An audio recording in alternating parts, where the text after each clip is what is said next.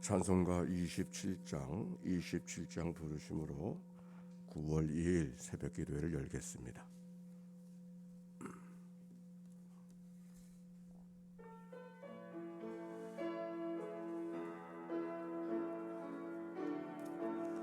빛나고 저자와 그 위에 앉으신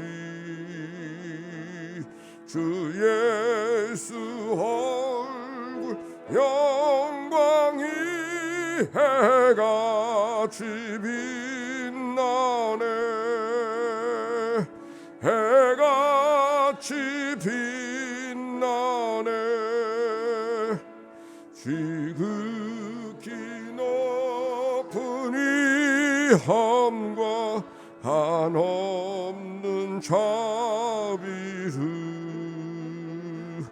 무천사 소합하여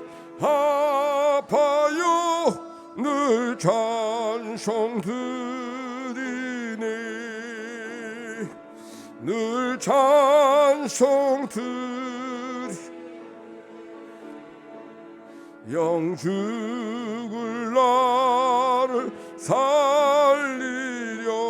그 영 떠나서 그 부끄러운 십자가 날 위해 지셨네. 날 위해 지셨네. 이제 생 있음은 주님의 은혜요. 그 사망 권세 이기니 큰 기쁨 넘치네. 큰 기쁨 넘치네. 주님의 보좌 있는데 천한 못 이르러 주 명광 몸소 배울 때 내 기쁨 넘치리. 내 기쁨 넘치리.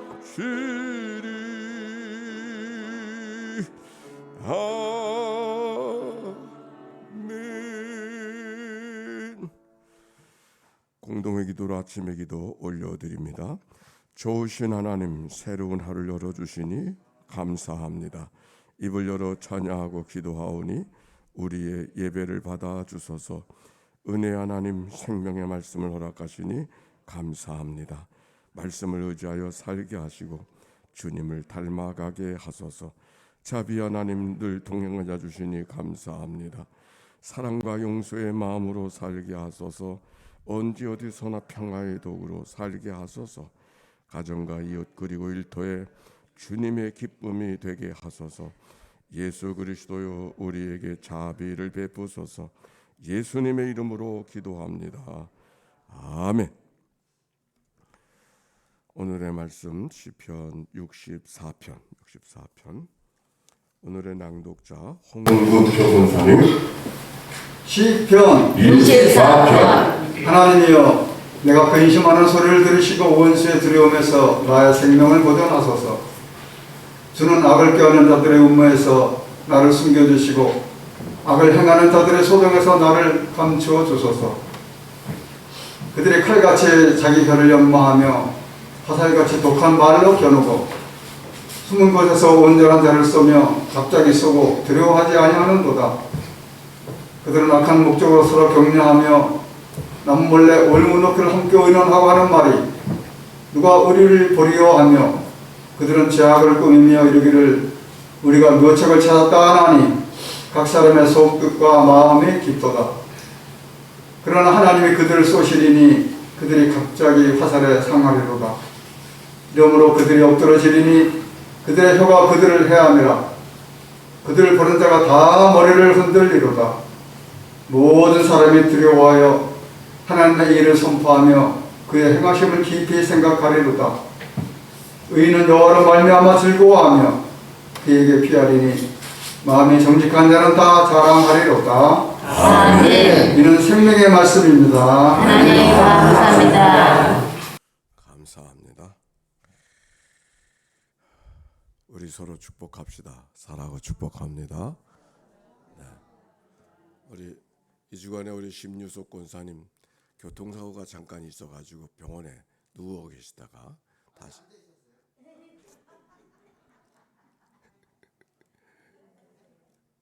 네 그러셨어요. 앉아 계시다가 이제 예배당에 나오셔서 예배당에 앉아 계십니다. 아직 기도할 제목 있으시죠? 심유석 권사님? 네. 그 교통사고인데 아직 사건 마무리가 안 된 것 같아요. 기도해 주시기 바랍니다. 자, 1절의 말씀 같이 한번 읽어볼까요? 시작. 하나님이여 내가 근심하는 소리를 들으시고 원수의 두려움에서 나의 생명을 보존하소서. 여기 성경 표제어에 다윗의 시라고 되어져 있고 또 인도자를 따라 부르는 노래, 지휘자를 따라 부르는 노래라고는 되어져 있지만 정황은 설명되어져 있지 않죠. 다만 시편 속에 사용한 언어들, 내 근심을 들으시고 원수의 두려움에서 나의 생명을 보존하소서라고 하는 것을 보니까 위기 속에서 생명이 해해지는 그런 어려움 속에서 만들어진 시인 것을 알게 되어지고, 그렇다면 다윗의 인생 속에 가장 큰 위기였던 압살롬의 구테타, 아들 압살롬의 반란 속에 어려움 속에서 만들어진 시가 오늘 시구나 하는 것을 학자들은 생각하고 있습니다. 그 앞에 이제 그런 말씀들이 계속 기록이 되어져 있죠. 하나님이여 내가 근심하는 소리를 들으시고, 하나님을 찾는 것은 언제 어디서, 아니 하나님이 잘 느껴지지 않고 고백되어지지 아니하기 때문에 하나님을 찾는 것이죠. 하나님이여 내 근심하는 소리를 들으시고, 경험하는 삶의 정황들은 하나님이 살아계시다면 어떻게 이런 일이 벌어질 수 있는가, 이런 상황이 지금 다윗에게 만들어지고 있는 것입니다. 그래서 원수의 두려움에서 나의 생명을 보존하소서 하며 하나님께 도움을 청하고 있는 오늘 시의 말씀을 발견하고 있죠. 2절에 보니까 주는 악을 꾀하는 자들의 음모에서 나를 숨겨주시고 악을 행하는 자들의 소동에서 나를 감추어 주소서. 악을 꾀하는 음모, 또 악을 행하는 자들의 소동, 악을 꾀하는 음모에서 나를 숨겨주시고 악을 행하는 자들의 소동에서 나를 감추어 주소서. 어떤 음모가 있었을까? 행여 압살롬이 구테타를 일으켜서 다윗을 몰아냈지만, 아버지를 몰아냈지만 아버지가 멀쩡하게 살아 있어서는 자기의 정권을 유지하기가 어려울 거라고 생각하지 않겠습니까? 이전에는 사울 왕이 다윗을 쫓아다녔듯이 이젠 아들이 아버지를 죽이려고 여러 가지 음모를 범하고 행하고 있는 것을 성경 속에 발견하는데, 아마 현상금을 주어서 다윗의 목숨을 갖고 오는 자에게 내가 이와 같이 상을 주겠다, 아마 그러고 사람들에게 유혹하고 음모를 꾸미고 있지 않았을까? 또 그것에 따라가서 온 세상이 세상에 1억 천금을 구할 수 있는 방법이 있다고 하면서 악을 행하는 자들이 온 세상에 천지를 소동하고 있는 모습이 오늘 성경의 정황입니다.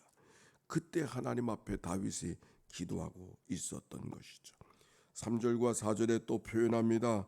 그들이 칼같이 자기 혀를 연마하며 화살같이 독한 말을 겨누고 숨은 곳에서 온전한 자를 쏘며 갑자기 쏘고 두려워하지 아니하는도다.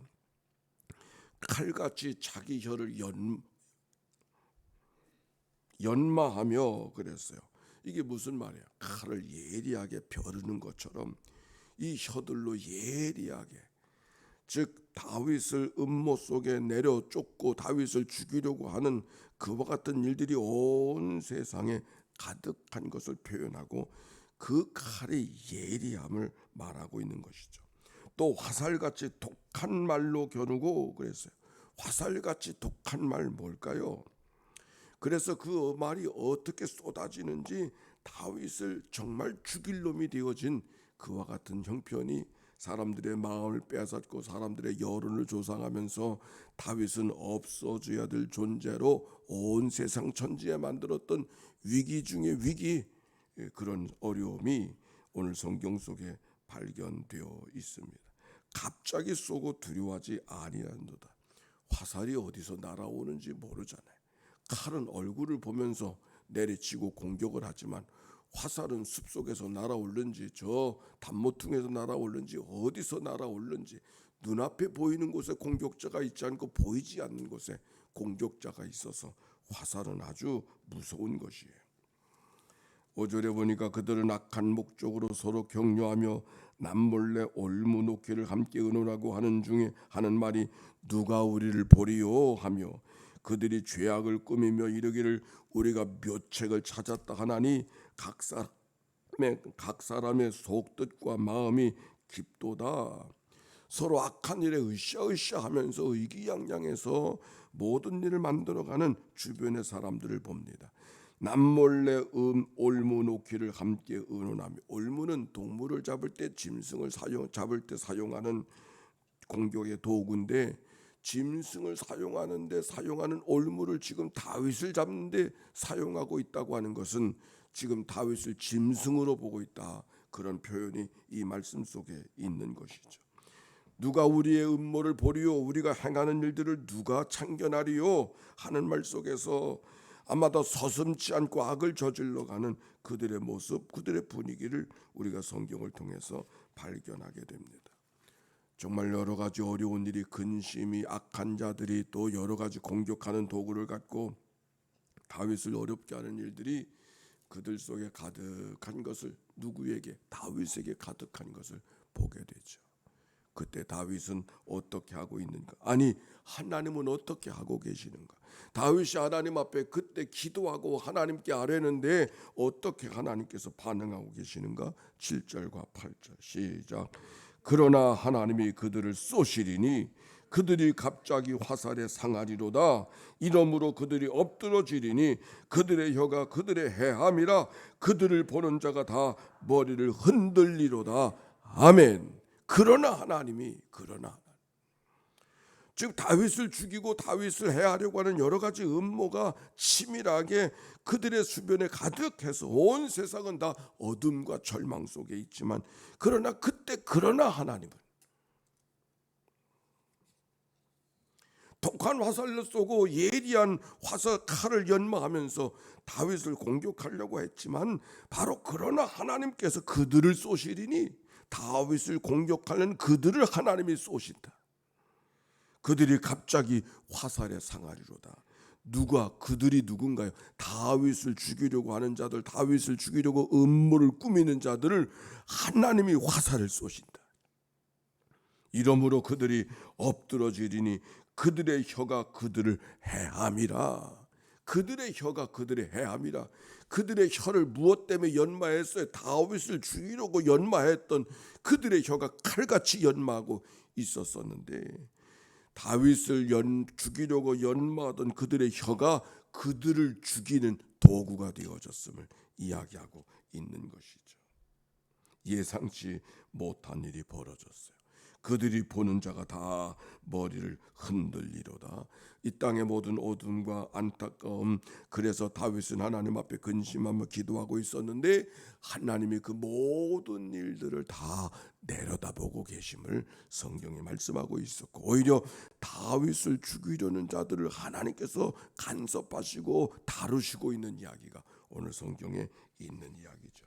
그러나 하나님이 그들을 쏘시리니, 자기가 파놓은 함정에 빠진 이야기가 성경 속에 어디에 기록되어져 있는가?